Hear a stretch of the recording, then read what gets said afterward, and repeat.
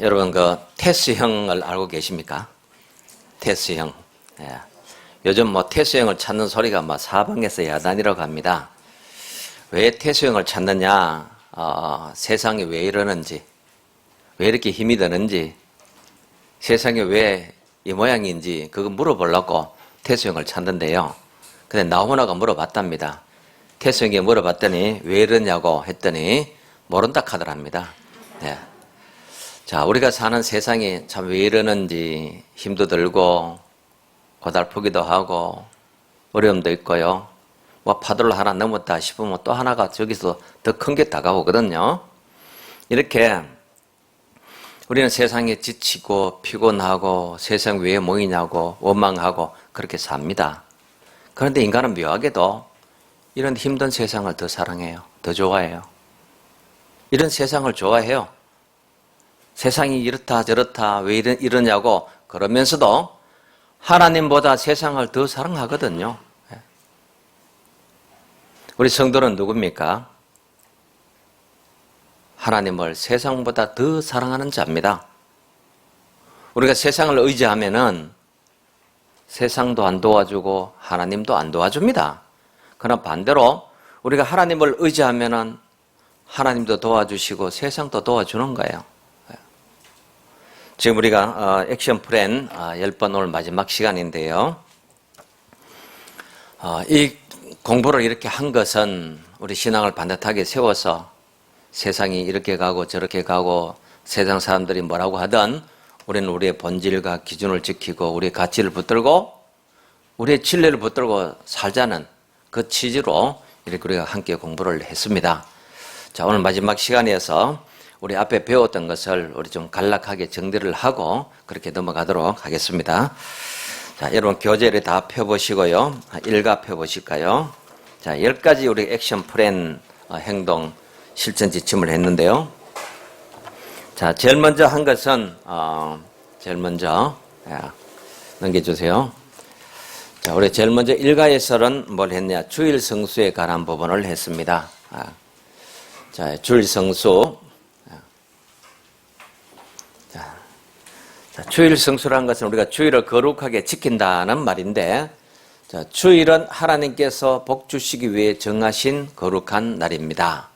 그래서 우리가 규칙적으로 주일을 지키는 것은 하나님이 이 날을 구별하셨기 때문에, 그리고 이 날을 통해서 우리가 예배하고 회복하고 위로받고 우리의 심령의 평강을 회복하고 이렇게 하나님이 이 날을 우리에게 복 주시는 거룩한 날로 제정해 주셨어요.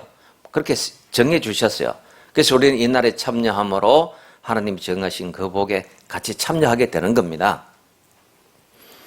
자, 이제 4번, 주일 예배를 희생하면서까지 해야 할 일은 없습니다.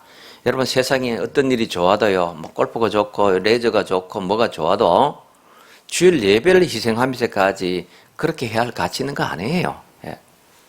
그래서 주일 예배를 희생하면서까지 해야 할 일은 없고 주일의 은혜를 희생하면서까지 얻어야 할 가치 있는 것도 없습니다. 땅에 건 다 지나갑니다.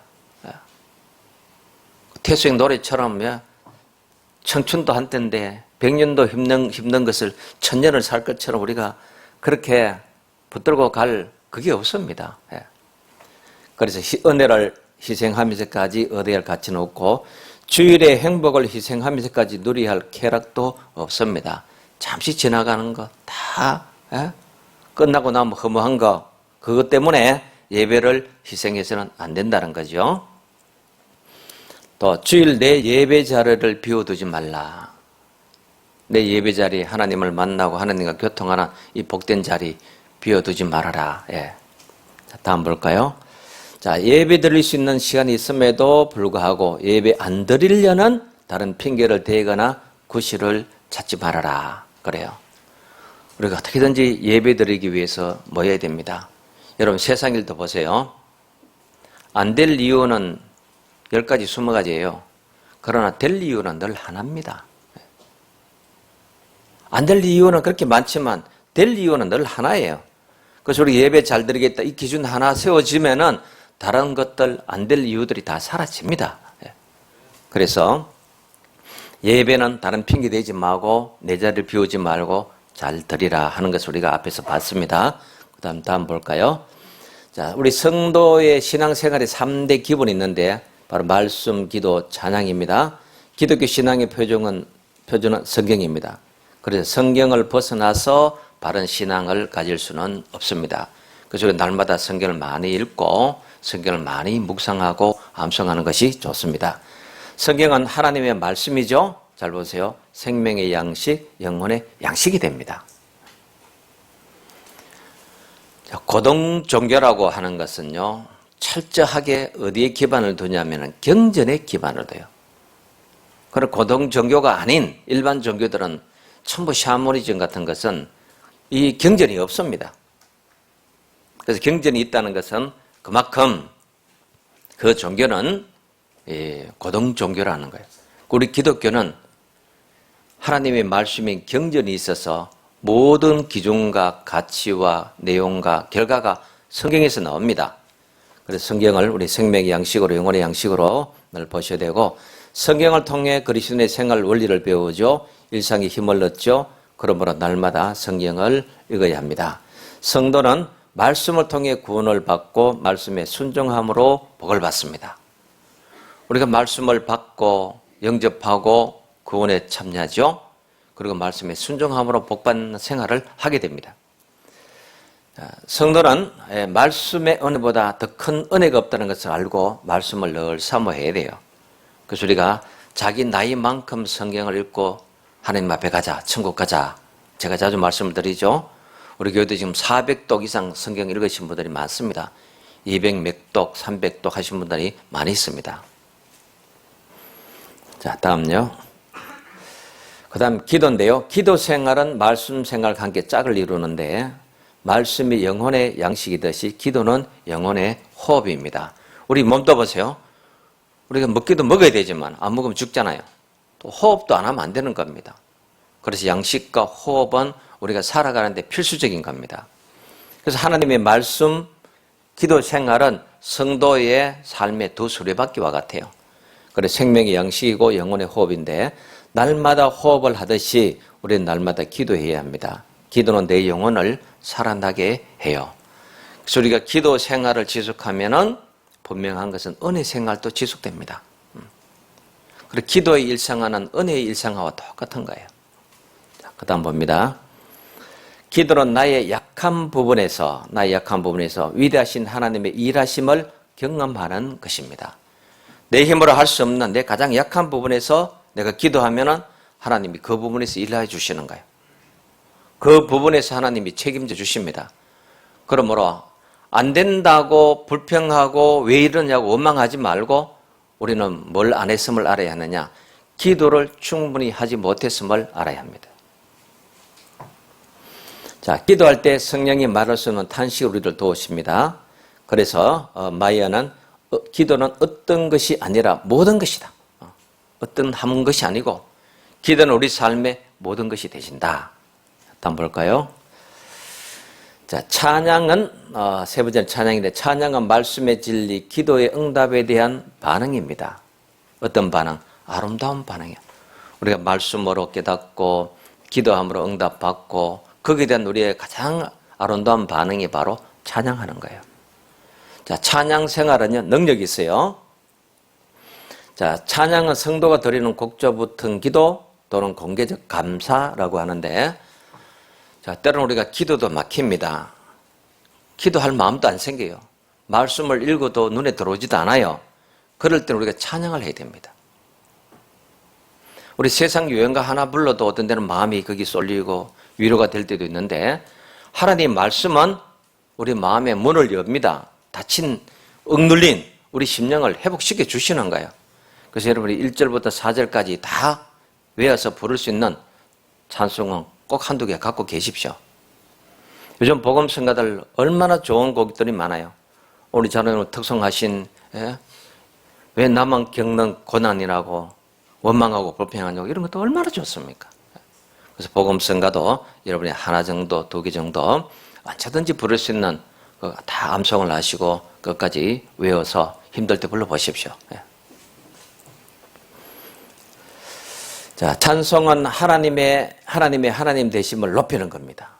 하나님이 하나님 되심을 높이고 그분의 영광, 그분의 존엄을 기뻐하는 겁니다. 그래서 시편 150편 6절에 호흡이 있는 자는 해야 할 일이 뭐냐? 여호와를 찬송할지어다. 하나님을 찬송하는 것이 호흡 있는 자들의 가장 해야 할 일이에요. 하나님의 구원하심, 그 은택으로 인해서 우리는 감사, 찬송을 하는 겁니다. 찬송은 내 영혼의 뭐라고요? 정직이. 내 영혼을 잘 지켜주는 것이 찬송입니다. 그래서 여러분 피곤할 때 하품 하지 마시고 그때 찬송 한 곡 해보세요. 그때 복음성가를 한 곡 불러보세요. 그러면 갑자기 잠도 깨고 회복이 되고 좋습니다. 특히 운전할 때 잠올 때 많잖아요.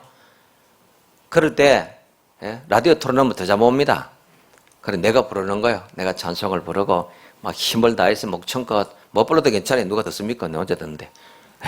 그렇게 찬송도 힘있게 부르고 이렇게 가면은 하나님은 찬송을 통해서 우리를 회복시켜 주시는 겁니다. 자, 그 다음 셋째 번, 3가에서는 온전한 11조에 대해서 우리가 봤는데요. 11조는 제때 드리라. 미루거나 모아서 드리려고 하지 말아라. 그래 여러분 11조는 그때 드리는 거예요. 어떤 분은 모았다가 딴 데 썼다가 다시 드리고도 이런 분도 계시는데 11조는 제때 드려야 돼요. 왜냐하면 우리가 성경에 보면은 농사를 짓습니다. 첫물 그것을 온전히 구별해서 성별해서 여호와 하나님께 드리라고 한 거예요.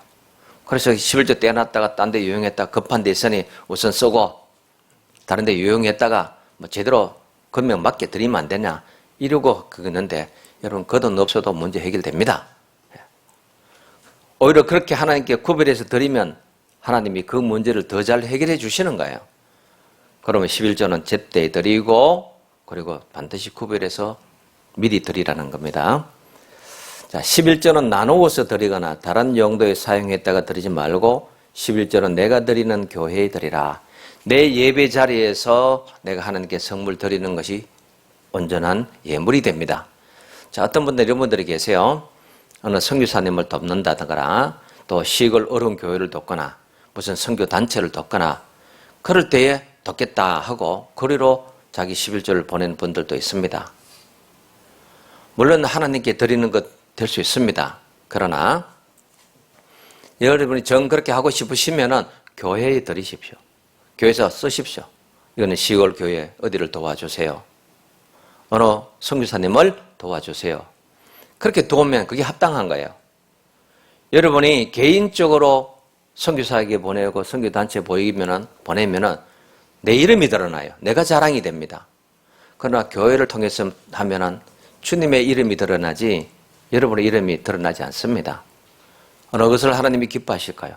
하나님의 이름이 드러나야 되겠습니까? 주님의 이름으로 하는 것이어야 하겠습니까? 내 이름으로 하는 것이어야 하겠습니까? 그러므로 그렇게 드리고 싶으신 분들은 교회에다 목적 헌금을 그렇게 하시면 됩니다. 그래서 자기가 내 11조에 내 마음대로 쓴다 하고 여기저기 보내고 또 보내놓고는 잘 쓰나 안 쓰나 꼭 평가를 하거든요. 제대로 썼나 어떻게 했나 두고 보는 겁니다. 내 신앙 까먹는 행위가 됩니다. 그래서 내가 예배드리는 내 교회에 드려서 또 돕고 싶으면 바로 말씀드린 대로 그런 방법으로 하시면 된다는 겁니다. 자, 그래서 11조는 개인적으로 하지 말고 11조는 정직하게 드리고 믿음으로 해야 된다. 여러분 인색함으로나 억지로 하는 것은 하나님 기뻐 안 하세요. 여러분도 그 돈 없어도 살고 하나님도 그 돈 없어도 하나님은 하나님이신 겁니다. 그래서 기쁜 마음으로 자원하는 마음으로 하나님께 드리는 것을 하나님은 기뻐 받으신다는 겁니다. 자, 다음요. 자, 11조는 결국 무슨 문제냐 하면요. 내 삶의 주인이 누구냐 하는 거예요. 내 삶의 주인이 물질이 아니라 하나님이시라는 것을 확인하고 인정하는 것이 온전한 11조 드리는 생활입니다. 대부분의 사람들은 돈의 힘을 믿고 돈 없으면 주는 줄 알고 그러잖아요. 근데 우리 삶의 주인은 하나님이십니다. 자, 은혜의 방편, 헌금 생활은 하나님께서 우리가 잘되고 복받게 하시는 은혜의 방편으로 주신 거예요. 주님의 이름이 드러나고 주님의 일로 선한 사업이 일어나고 주님의 뜻으로 구원사의 생명을 건지고 이런 모든 일들을 하나님은 얼마나 기뻐하십니까? 이 기쁜 일에 참여하는 자들에게 하나님은 손해를 끼치지 않습니다. 반드시 그 은혜를 하나님은 잊지 않으시고 채워주시는 거예요. 예. 자, 그래서 은혜의 방편이고 약속 있는 축복입니다. 하는 것을 우리가 이제 3가에서 봤고요. 그 다음 볼까요? 자, 우리 4가에서는 맡은 일에 충성하라 하는 것을 봤어요. 자, 충성은 남에게 하는 것이 아니고 먼저 자기 자신에 대한 진실입니다. 그리고 충성은 내가 나에 대한 진실이에요. 내 마음의 중심이 어떤가 보는 것이 충성이거든요. 맡았으면 끝까지 하라. 중도에 그만두거나 미루지 마라. 그러는데 저도 이렇게 교회를 이끌고 목회를 하다 보면요. 뭐 부서에서 뭐 안 좋은 일 있으면 목사님 못하겠습니다. 그만둡니다. 이런 분이 많아요. 왜 하나님 앞에 하겠다고 나섰다가 사람 때문에 그만둡니까? 사람 때문에 기분 나쁘다고 뭐 한마디 들었다고. 여러분 이걸 잊지 말아야 됩니다. 아무 일도 안 하면 아무 평가도 안 받아요. 그럼 무언가를 하면은 잘했다 못했다 얘기 듣는 건 예사로운 것으로 알아야 됩니다. 안 하면 아무 평가도 안 하죠. 그럼 하면은 잘했다 하는 사람도 있고 못했다 하는 사람도 있어요. 그럼에도 불구하고 내 맡은 일을 코람대오 하나님 앞에서 진실되게 감당하는 것이 그게 충성입니다. 그래서 우리는 끝에 가서 누구의 평가만 받으면 되느냐? 하나님의 평가만 받으면 그게 우리의 만족입니다. 그래서 사람 때문에 시험 들지 마시고요. 사람 때문에 상처받지 말고 내 맡은 일에 꾸준히 잘하면 됩니다. 여러분 사람 마음 누가 다 나를 좋아하고 나도 누구를 또 다 좋아하겠습니까? 우리 중국집에 가서 뭐 하나 먹어도 각자 식미가 다른데 식미 알죠? 식미. 다 취향이 다른데 그걸 어떻게 다 맞춰서 할 수 있겠습니까? 내가 하나님 앞에 충성하는 마음으로 가면 됩니다. 그리고 자원하는 마음으로 기쁘게 하고 불평하거나 마지못해 하지 않도록 하라는 거예요. 또 교회를 통해서 중요한 겁니다. 자아실현 하지 말고 나를 드러내려고 하고 내가 잘한다고 자랑할 것도 없고 어디 자아실현 할 데가 없어서 교회에 와서 자아실현 하겠습니까? 그래서 우리는 낮고 겸손하게 우리 찬송 있죠? 이름 없이 뭣 없이 빛도 없이 아무것도 아닌 것으로 만족하면 얼마나 행복한데요. 내 자아의 자존심의 기준을 좀 낮추십시오. 낮추면은 무엇이든지 다 할 수가 있습니다. 자, 충성의 결과는 생명의 면류관입니다. 하나님은 충성을 통해서 우리에게 생명의 면류관 주시기를 예정해 놓으셨어요. 그래서 우리가 맡은 일, 부서일, 교사, 찬양대, 교회는 이모저모 여러 맡은 일들이 많잖아요. 그 일에 그냥 내게 주어진 달란트, 금년에 내 할 일 이렇게 맡으시고 충성 잘 하시면 됩니다. 자, 그 다음 5가 보겠습니다. 교제인데요. 성도의 교제를 잘 해라 했는데 자, 이 부분 같이 읽어볼까요? 죽은 나무에는 봄이 오지 않는다. 우리 심령이 죽고 삶이 죽으면요. 물이 올라오지 않습니다. 영양분을 공급받지 못해요. 죽은 나무에 무슨 봄이 옵니까? 10번, 20번 봄이 와도 싹 하나 못 틔웁니다. 열매 하나 못 맺어요. 자, 이 말은 살아있는 신앙이 생명의 은혜를 나누고 생명의 열매를 나누고 성령의 교통을 하는 거예요. 그래서 우리 심령을 좀 열어서 살아있어야 됩니다. 딱 닫고 그냥 왔다가 싹 휑하니 바람 불 때 날아가듯이 그렇게 하지 말고 우리 서로 인사도 하고 교제도 해야 됩니다. 우리 성도는요. 천국 가면 다 보잖아요. 천국 가면. 우리 한번 옆사람 인사할까요? 딴 데 갈 데 없습니다. 우리 딴 데 갈 데 없습니다. 다 어디 갑니까? 천국에서 다 만나는 거예요. 딴 길로 가지 않겠네. 천국 가면 다 뭘 하나님의 누구요? 가족. 하나님의 가족인데, 영적 가족인데, 그래서 우리 성도의 교제는 잘 나눌수록 좋습니다. 성도의 교제는 먼저 하나님과의 교통이 잘 이루어져야 하고요. 성도의 교제 시 은혜 나누기를 하고 상처 주지도 말고 받지도 말라. 우리가 말하다 보면 예사로 했는데 상처받아요. 머리 하고 왔는데 예쁘다 할 줄 아는데 돈만 많이 들었겠네 이러면 안 되거든, 그죠? 근데 그 말에 또 상처받을 것 없어요. 뭐 돈 들었으면 돈대로 했는데 뭐. 예.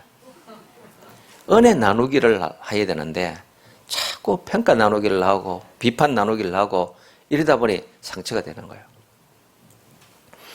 자, 어떤 교회는요, 전 교인들이 꼭 모이면은 전도에 모여도 은혜 나누기를 하는데 그날 이제 말씀을 나누고 또 목사님 설교를 어떤 분이 은혜로운지 그 나누기 그렇게 한다 그래요.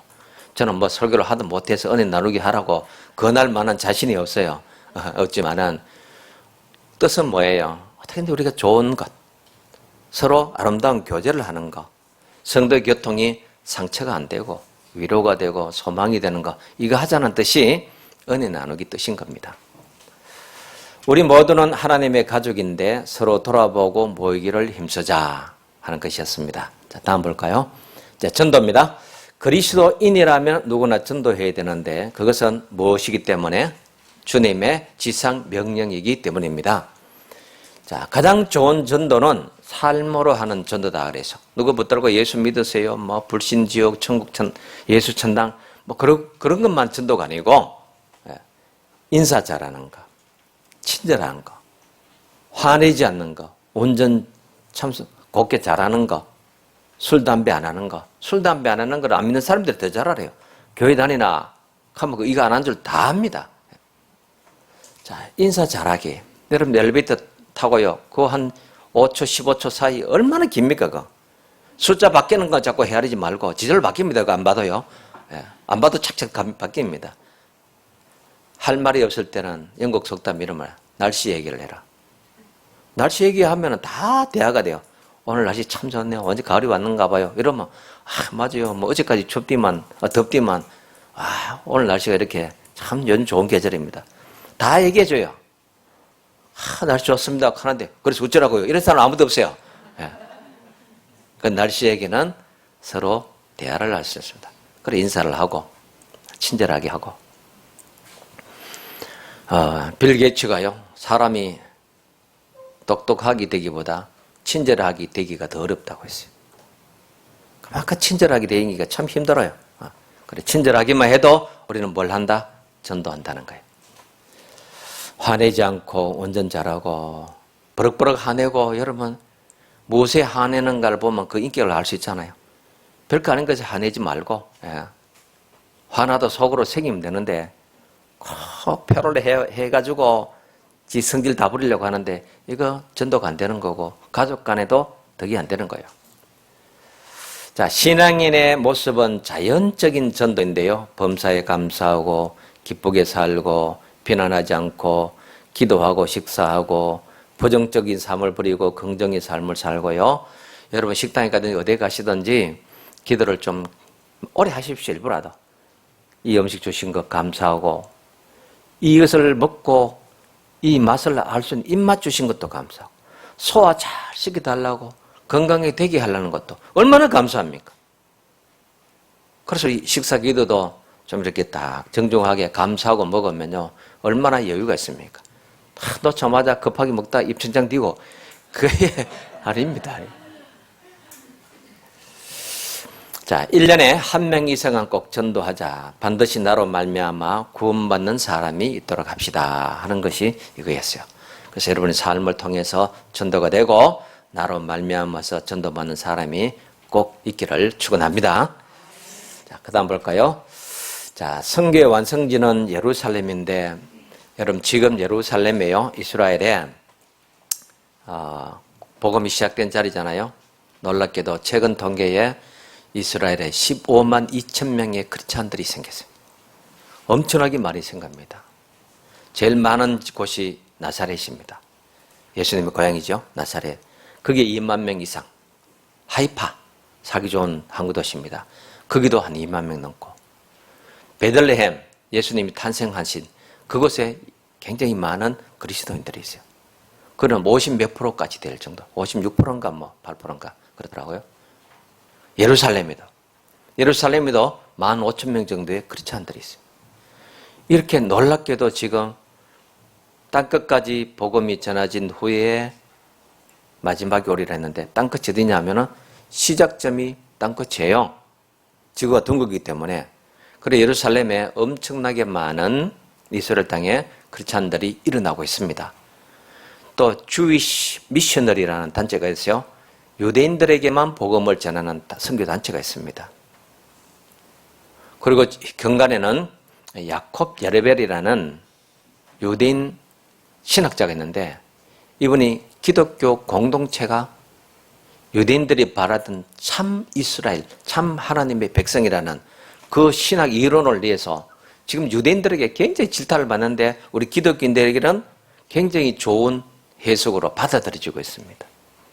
이렇게 굉장한 변화가 일어나고 있기 때문에 우리가 이 기도는 좀 여러분 생각날 때마다 많이 해주시기를 바랍니다. 자, 성교의 완성지인 예루살렘에 다시금 뭐가 세워지도록 구원의 십자가, 그 구원의 십자가 회복되어서 유대인들뿐만 아니라 전 세계 모든 사람들이 거룩한 하나님의 백성 되도록. 자, 다음 볼까요? 자, 7번째는 우리 성품에 대한 공부를 했습니다. 성품. 예수 믿고 나서 제일 큰 변화는 성품의 변화인데 성품은 잘 보세요. 이 부분 같이 읽어볼까요?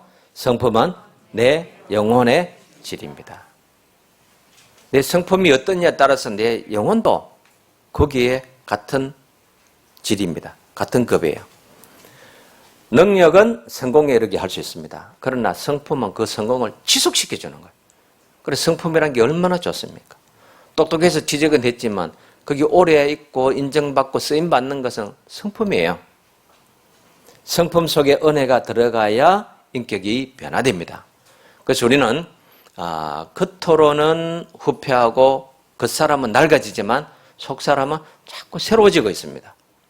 그래서 우리는 점점 예수님을 닮아서 온유하고 겸손한 사람으로 성품이 변화되고요. 자, 오늘 말씀에도 우리 성경 말씀에 내 안에 거하라. 너희가 내 안에 거해야 할 이유는 내 기쁨이 너희 안에 충만하게 하려 함이라 했어요. 또 예수님이 14장에서는 평안을 얘기했고 15장에는 기쁨을 얘기했거든요. 14장에 평안을 얘기하신 것은 나의 평안을 너희에게 준다 했는데 평안은 내면적이에요. 기쁨은 외면적이에요. 평안은 내 속에 있습니다. 그러나 기쁨은 밖으로 드러나요. 그래서 기쁨은 남이 아는 거예요. 얼굴의 표정에서 드러납니다. 그러나 평안은 내면적에서 잘 드러나지 않을 수 있어요. 그래서 이 평안과 기쁨을 14장, 오늘 성경 15장 이 말씀에서 예수님이 연이어서 그렇게 하고 계시는 겁니다.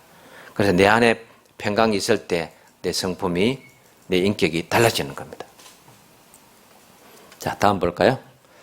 자, 성령의 9가지 열매 중 하나라도 맺어야 한다 했는데 갈라디아 5장 말씀 9가지 열매 있죠. 사랑, 희랑, 화평, 오래 참음, 자비, 양성, 충성, 온유, 절제. 근데 제일 큰 성령 열매는 예수님의 말씀이에요. 나는 마음이 온유하고 겸손하다 하는 거죠. 이것은 내면적이고 외면적이고 사람과의 관계적인 것을 뜻하는 9가지 열매였습니다. 자, 그 다음 볼까요? 자, 8가에서는 우리 두려움에 대해서 봤는데요. 두려움. 너는 두려워하지 말라. 너희 하나님 여호와가 너와 함께 하느니라 말씀하셨어요. 그래서 우리는 하나님이 함께 하시면 두려울 게 없습니다. 무서울 게 없어요.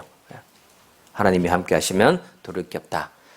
자, 감사의 최소 기준을 낮게 잡는 자는 뭘 할 수 있느냐? 범사에 감사합니다. 이렇게 범사에 감사하는 자는 세상을 두려워하지 않습니다. 감사가 없는 것은 전부 불안하고 두려웠기 때문에 잘 될까? 어떻게 될까? 망하지는 않을까? 실패할까? 누가 나를 공격하지 않을까? 모함하지 않을까? 두려움 못하는 거예요. 감사도 없는 겁니다. 그러나 감사를 딱 하고 나면요, 하나님은 감사하는 자의 모든 환경을 하나님 책임져 주시는 겁니다. 왜? 선제적 감사는 선취적 능력을 가져옵니다. 그럼 우리가 미리 감사하는 것, 선제적 감사는요, 하나님이 선취적으로 일할 수 있는, 일하시고 그 은혜를 부어주시는 역사를 동반하는 거예요. 그래서 감사는 두려움을 이기는 능력이 됩니다. 우리에게 있는 중간지대의 불안이 두려움이 되는 것은 주님께 온전히 맡기지 못하기 때문입니다. 그래서 우리는 중간지대의 불안이 늘 있습니다. 이리 갈까 저리 갈까 이거 할까 저거 할까 그 가운데 불안이 있죠. 근데 여러분 경험해보죠. 무슨 일인지 결정을 딱 하고 나면 그때부터는 편안합니다. 결정을 딱 하고 나면은 그때부터 방법이 생기고 지혜가 생기고 힘이 생겨요. 근데 결정하기 전까지는 이 중간지대의 불안이 그 속에 있어서 계속 왔다 갔다 저 앞에 갔다 되돌아오고 이 일을 반복하는 겁니다. 하나님께 맡기십시오. 그리고 하나님이 책임져 주시도록 우리는 의탁해야 되는 겁니다. 그러면 하나님은 그 일을 책임져 주시는 거예요. 그래서 맡기는 이 신뢰의 믿음이 없다 보니까 우리는 계속 이 두려움의 일에 불안한 일에 계속 헤매고 살게 되는 겁니다. 그 다음 볼까요? 진짜 두려움, 정직한 두려움은 죽음인데 우리는 죽음의 문제를 예수 안에서 이미 해결해 놓은 자들입니다. 그러므로 두려워할 거 없습니다. 풍랑이란 바다에서 주님은 내니 두려워하지 말라 하셨어요. 세상 풍파가 아무리 심해도 태수형에게 아무리 물어봐도 안 갖춰주는 답은 예수님이 가르쳐 주시는 겁니다. 예. 자, 예수님 안에 답이 있다. 그 다음 볼까요? 9가입니다. 지난주 우리 봤던 건데요. 세상에서 가정처럼 좋은 것은 없습니다. 가정의 빈자리를 남겨두지 말아라. 우리가 해야 할 가운데 가장 우선적인 일은 가정을 돌보는 일이고 믿음의 가문을 세우기 위해서 5가지 우리가 실천 좀 하며 살자 그랬어요. 5가지 빨리 보겠습니다. 하루 한 끼는 반드시 온 가족이 함께 식사하는 것. 유대인들은 반드시 하루 한 끼는 전 식구가 다 모여서 합니다. 주로 아침 식사를 다 함께 해요. 그리고 아이들 학교 가고 직장 가고 다 하는 거죠. 네. 그리고 식탁에 감사 기도를 드려서 우리 영혼의 양식이 되게 하고 둘째는 신앙 중심적인 그리스도의 가정이 되도록 노력해라. 집안에 기도가 있고 찬양이 있고 신앙의 경례가 있고 가정 예배가 있게 하라. 여러분 찬송가도 복음성가도 좀 털어놓으십시오. 라디오 없는 집 있습니까? 없으면 제가 한 개 사드릴게. 그래 극동방송 틀어놓으면 하루 종일 찬양도 나오고 간정도 나오고 설교도 나오고 하나님 말씀의 낭독도 있고 얼마나 좋아요. 이런 신앙의 분위기를 좀 가정에 적게 해야 되는 거예요. 자, 어떤 일이든지 신앙적인 판단, 신앙적인 결정을 내리도록 해서 내 능력 밖의 일은 하나님이 도와주시도록 그 도움을 구하라는 겁니다. 자, 그 다음요. 우리 가정에 신앙 가운표를 세우고 대를 잇는 믿음을 지켜가라. 그래 신앙 가운표 만들어라 그랬죠. 저는 우리 한 만들어서 다 같이 이렇게 나눈 적이 있는데요. 우리 박창수 아버님도 부채를 해서 다 이렇게 나눠준 적 있잖아요. 없으신 분들 신앙 가운표를 하나씩 만드세요. 이렇게 써서 붙여놓고요. 그리고 5번째 하나님께서 소원을 두고 온 가족이 합심 기도 제목을 가지고 함께 기도하라. 그래서 이렇게 하면 됩니다. 매일 저녁 10시는 우리 가족이 기도하는 시간이다. 어디에 있든지 네. 뭐 해외에 있든지 뭐 서울에 있든지 직장에 있든지 어디에 있든지 10시에는 5분간 우리 가족이 함께 기도하는 시간이다. 그리고 어떤 날은 우리 가정이 예배드리는 날이다. 어떤 가정에는 무슨 날은 우리 가족이 함께 모여서 뭘 하는 날이다. 이런 걸 좀 정하라는 거예요. 그래서 9시에 기도한다, 10시에 기도한다. 이걸 날짜를 정해놓으면, 시간을 정해놓으면은 자녀들이 어디에 있든지 남편이 어디에 가 있든지 같이 그 시간에 기도하는 거 얼마나 좋습니까? 합심하여 기도하는 것보다 더 복된 게 없습니다. 자, 그 다음 볼까요? 자, 이제 오늘 마지막 시간인데요. 풍성한 삶을 누리라 했습니다. 여러분 교환표 보시면 자, 우리는 단순히 우리가 구원받은 것만이 아니라 이 땅에서 하나님은 우리가 어떻게 살기를 원하시느냐? 풍성한 삶을 살기를 원하신다는 거예요. 그래서 오늘 말씀이 나왔죠. 예수님은 내가 온 것은 양으로 생명을 얻게 하고 더 풍성히 얻게 하려 하는 것이다. 겨우 끼니 때우고 아슬아슬하게 하루하루 넘기고 그냥 간당간당 이렇게 사는 거 아니라는 거예요. 하나님 그것을 기뻐하시는 거 아니에요. 아유 그러려면 뭐 돈도 많고 뭐 넉넉해야 되는데 아닙니다. 부자라고 부유한 건 절대 아닙니다. 부유해야 부자인 겁니다. 저도 말씀드렸죠. 부자로 살려 하지 말고 부유하게 살아라. 가치관 하나만 있어도 부유하게 살아요. 요즘 자연인들 하는 프로그램이 뭐 흔해 빠졌던데 거기 보세요. 아무것도 없어도 얼마나 부유하게 삽니까? 그렇다고 또 내일 당장 집 떠나지 마시고요. 또 오늘 골짜기 가서 또 틀어박혀서 그러지 마시고 우리가 한 가치관 어떤 한 의미를 가지게 되면 분명히 정리하면 부유하게 살아요. 자, 풍성한 삶을 살게 하는 것이 예수님의 뜻인데, 자, 그 다음 보면요. 그리스도인의 삶은 그리스도 안에서 기쁨과 평강을 누리며 사는 축복의 삶입니다. 자, 우리는 해결하는 게 몇 가지 있습니다. 죄의 문제를 해결했고 죽음을 해결했죠. 자, 여기서 하나 생각해 보는데요. 우리 기독교는 다른 종교가 가지고 있지 않은 독특한 특성이 두 가지 있습니다. 그 하나는 뭐냐면 바로 회개입니다. 두 번째는 중생이라는 거예요. 거듭남이라는 거예요. 자, 불교는 자력 종교라고 해요. 우리 기독교는 타력 종교라고 합니다. 타력 종교는 자기의 죄도, 자기의 업보도 자기 스스로가 다 해결해야 됩니다.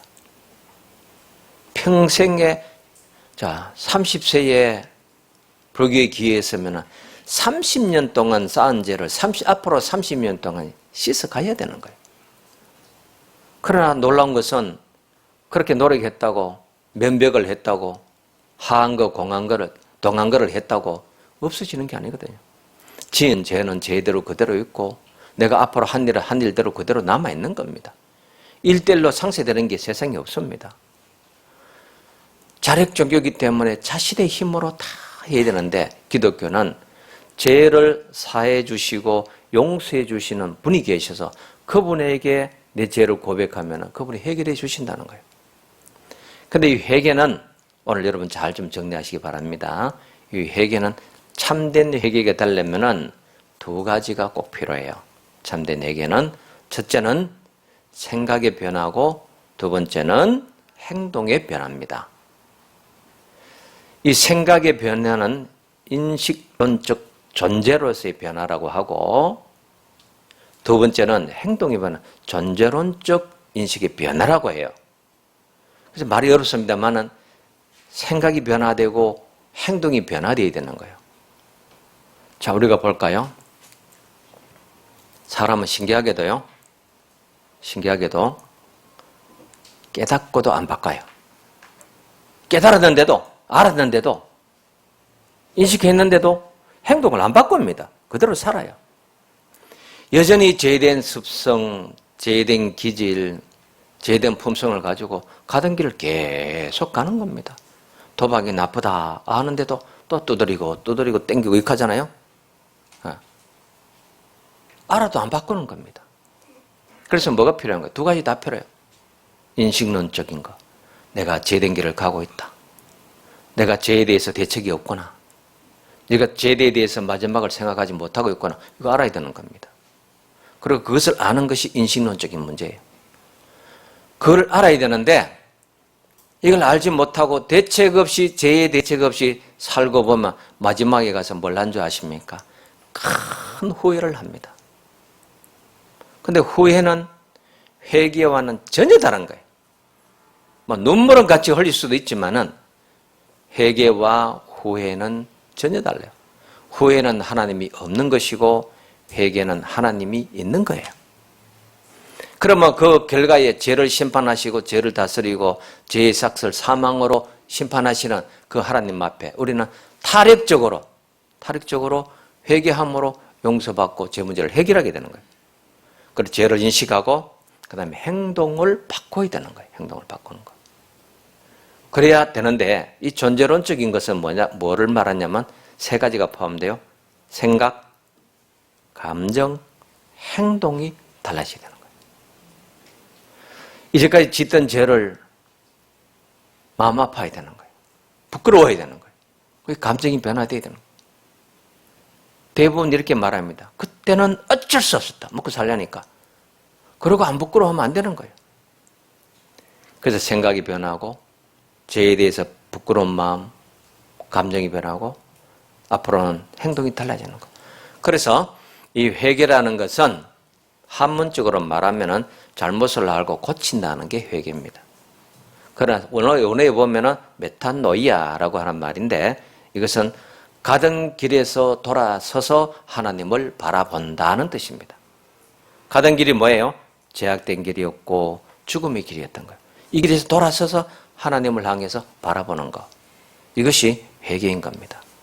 자, 이렇게 회개하고 나면은 그 다음에 주어지는 것이 뭐냐면 바로 중생 거듭남입니다. 자, 이 거듭남인데 이 거듭남은요,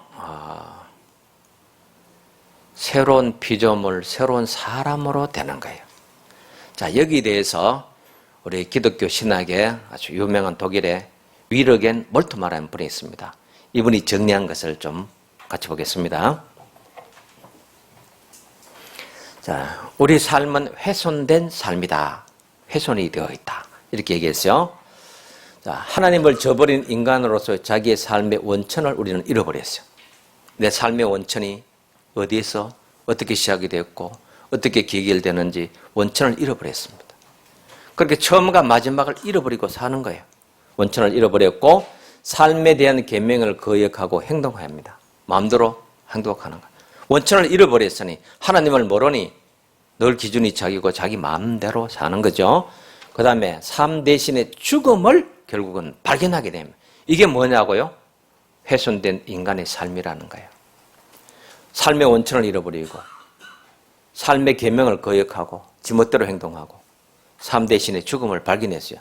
그 다음 그리고 살아계신 하나님을 저버리고 피조된 것들, 하나님이 만드신 세상의 피조물이죠. 이것들을 신뢰합니다.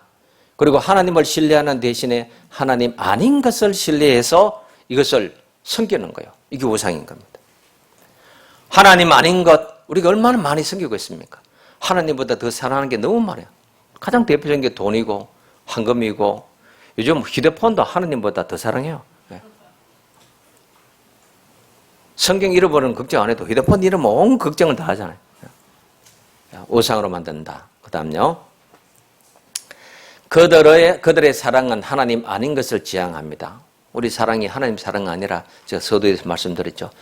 세상을 원망하고 불평하고 못 살겠다고 하면서 세상 더 사랑하는데 하나님보다 세상을 더 사랑해요. 그 지향하고 이것을 과도하게 요구해요. 얼마나 세상에서 잘 되려고 얼마나 세상에서 출세하고 성공하려고 얼마나 과도하게 요구를 합니까? 거기서 유한하고 흠한 아름다움을 파괴해요. 세상이 아름답지도 않고 막 다 망쳐놓고 사랑하는 인간 자신이 멸망하고 마는 것, 이게 뭐라고요? 훼손된 삶이라는 거예요. 다음 볼까요? 자, 요한 웨슬리도 이렇게 말했습니다. 죄를 극복한 평화와 승리는 구원의 주님을 절대적으로 신뢰하는 데서 기인한다. 우리의 훼손된 삶의 회복은 죄를 극복한 회개죠. 그리고 거듭난 거기에서 주시는 평화, 승리로 인해서 우리는 우리 삶을 회복하게 되는 거예요. 다음 볼까요? 자, 조금 어려운 말일 수도 있는데요. 기다려지는 현실이 있고 현존하는 현실, 현재적 현실입니다. 자, 기다려지는 현실은 뭐냐면은 하나님의 희망 가운데 있는 삶을 얘기해요. 하나님의 희망 가운데 있는 삶. 살아있는 희망애로에 다시 태어나. 이 말이 참 멋진 말입니다. 우리가 절망과 좌절과 슬픔과 아픔 가운데 있다가 뭐로 태어나요? 희망애로 다시 태어남이 온전한 거듭남이에요. 이 중생인 거예요. 그런데 미래의 새로운 세계 영원한 삶, 이것만이 성취할 수 있는 희망에 충만합니다. 희망의 충만함. 참 저 같은 목사는 쓸 수 없는 이런 용어들인데 대신학자가 되더니 용어를 얼마나 잘 다듬어서 축약해서 이렇게 표현을 하는지요. 희망의 충만함, 이시 기다려지는 현실에 있고 현존하는 현재적 현실은 성령에 의해 현실에서 성취되고 있는 삶인데 현재적 삶에서 잘 보세요. 하나님의 사랑이 용서가 있죠. 사랑이 있죠. 치유가 있죠. 보상이 있죠. 회복이 있습니다. 이것을 경험하는 그 삶인데 뭐가 충만하냐? 은혜의 충만함이라 했어요. 그래서 기다려지는 현실에서는 희망의 충만함이 있고 현재 살아가고 있는 오늘 이 시간 우리의 삶에는 뭐가 충만하냐? 은혜의 충만함이 있어요. 그리고 우리가 풍성한 삶에 못 살 이유가 없는 거예요. 불평의 가지는 수도 없이 많지만 우리가 기뻐하고 감사할 가지는 단순하게 한 가지인 겁니다. 다음 볼까요? 자, 그래서 이렇게 결론을 짓습니다. 기다림은 기다리지는 아까 희망이 있었죠? 현실. 기다림은 앞을 향하여서 나가게 합니다. 우리 믿음이 있으면 소망이 있어야 됩니다. 소망인 자는 사랑의 나라에 도착하죠. 믿음, 소망, 사랑. 자, 기다림은 앞을 향하여서 나아가게 하는데 경험은 그 뒤를 따른다 했는데 이 경험은 뭐냐 그러면은 우리가 날마다 하나님 앞에서 받고 누리는 은혜의 경험입니다. 그래서 소망을 가지고 앞으로 나아가면은 은혜의 경험이 계속 뒤를 따라온다는 거예요. 그게 무슨 말이에요? 현재적 아픔과 세상에서 겪는 고통과 고초 가운데 해결해 주시고 회복해 주시는 하나님의 은혜의 경험이 계속 내 뒤를 따라온다는 거예요. 그래서 우리의 삶은 앞을 바라보고 소망으로 가고 현재를 바라보고 은혜에 감사할 수 있게 하는 거예요. 여기 우리의 풍성한 삶의 내용이 있는 겁니다. 풍성한 삶. 자, 그건 남의 신비인데 성령으로 이루어지는 다시 태어남의 첫째 경험으로서는 우리는 말할 수 없는 기쁨을 경험하고 부활의 영이 경험될 때 인간은 숨을 쉬고 일어서고 머리를 들고 살고 똑바로 걸어가고 폭력과 재책, 실수와 상처, 드디어 죽음의 그늘에서 새로 태어나는 엄청난 무슨 삶이냐? 긍정의 삶을 살게 된다. 긍정의 삶. 삶의 긍정, 이걸 누리게 된다. 여러분, 우리가 삶을 보면 어떠냐 하면요. 다 맞아요. 이것도 맞고 저것도 맞아요. 독일이 옛 황제 시대에 황제가 하루는 식물학자를 불렀습니다. 그래서 한 식물학자에게는 너는 우리나라에 잡초가 얼마나인지 연구를 다 해오라 하고 다른 한 식물학자에게는 우리나라에 꽃의 종류가 얼마나 되는지 연구해오라. 그래서 잡초를 연구하는 이 식물학자는 또 밑에 많은 사람들 데리고 와서 전국에 잡초의 종류가 얼마나 되고 어디에 얼마나 많은 잡초 군락지가 있는지 다 조사를 했어요. 그리고 돌아봤습니다. 황제에게 보고를 합니다. 황제 폐하, 우리나라는 잡초 천국입니다. 어디 가도 잡초가 있고 어디 가면 무슨 잡초가 군락지를 형성하고 어디 가면 뭐가 있습니다. 우리나라는 잡초 천국입니다. 이번에 꽃을 연구한 식물학자는 와서 황제에게 보고합니다. 황제 폐하, 우리나라는 꽃천지입니다. 우리나라 온 사방이 꽃으로 덮여 있습니다. 어디에는 무슨 꽃이 계절 따라는 어떤 꽃이 피고 이 꽃은 어디에서 어떻게 군락을 이루어서 사람들에게 꽃이 피고 있고 보고하는 거예요. 한 사람은 잡초천국이라고 하고 하나는 꽃천국이라는데 누가 말이 맞아요? 잡초만 본 사람은 내 잡초밖에 안 보이는 게 맞고요.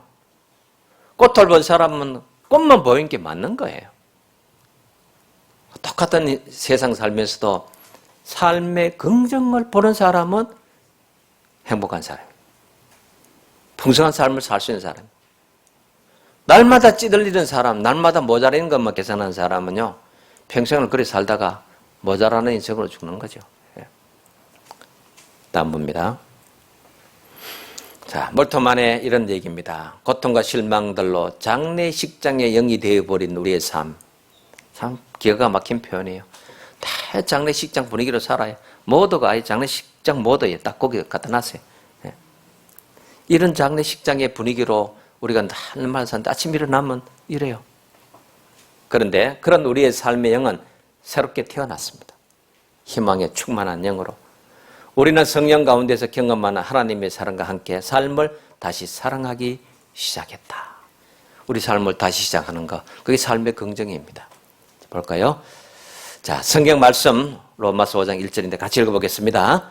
그러므로 우리가 의롭다 하심을 받았으니 우리 주 예수 그리스도로 말미암아 하나님과 화평을 누리고 또한 그로 말미암아 우리가 믿음으로 서 있는 이 은혜에 들어감을 얻었으며 하나님의 영광을 바라고 뭐하여 즐거워하나니라. 다만 이뿐 아니라 우리가 환난 중에도 즐거워하고 이는 환난은 인내를, 인내는 연단은, 연단은 소망을 이룬 줄 알미로다. 소망이 우리를 부끄럽게 하지 아니하면 우리에게 주신 성령으로 말미암아 하나님의 사랑이 마음에 부은 바 되었다는 거예요. 자, 우리 이 말씀 결론적으로 한 말씀 붙들면 우리는 삶의 긍정을 우리가 기꺼이 수용할 수 있습니다. 그래서 여러분 오늘부터 우리 이제 10가지 액션 프로그램 마쳤는데 불평 안 하기 결정하십시오. 원망 안 하기 결정하세요. 짜증 안 내기, 화 안 내기 결정 좀 하고 사세요. 어떻게든지 삶의 긍정으로 즐겁고 범사에 감사하고 항상 기뻐하는 삶으로 여러분 삶을 가로 세로 수놓듯이 엮어가야 되는 거예요. 이 수놓은 것 보면 뒷면은 막 실이 지저분하잖아요. 그러나 앞면을 보면 얼마나 매끈한 아름다운 그림이 있습니까? 우리 삶에 힘들고 고난이 있고 태수형에게 물어봐야 할 만한 것도 있지만은 어쨌든 이 몰트만의 이 이야기와 같이 여러분의 삶에 긍정이 넘고 기다려지는 그리고 현재적 희망의 충만함과 은혜의 충만함이 여러분의 삶을 덮어갈 수 있기를 축원합니다. 다 일어서겠습니다.